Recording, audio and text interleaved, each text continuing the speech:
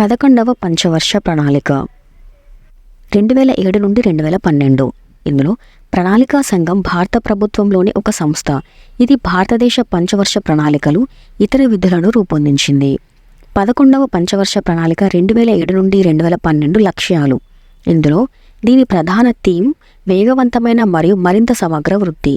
ఇది 2011 నుండి 2012 నాటికి 18 నుండి 23 సంవత్సరాల వయసు గల వారి ఉన్నత విద్యలో నమోదును పెంచాలని లక్ష్యంగా పెట్టుకుంది.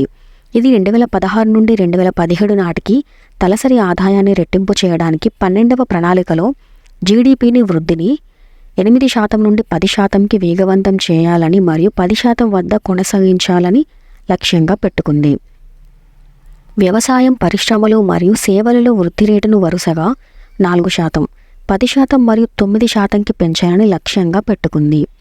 ఇది శిశు మరణాల రేటును 28కి మరియు ప్రసూతి మరణాల నిష్పత్తిని 1%కి 1000 సజీవ జననాలకు తగ్గించాలని లక్ష్యంగా పెట్టుకుంది. ఇది మొత్తం సంతానోత్పత్తి రేటును 2.1కి తగ్గించాలని లక్ష్యంగా పెట్టుకుంది.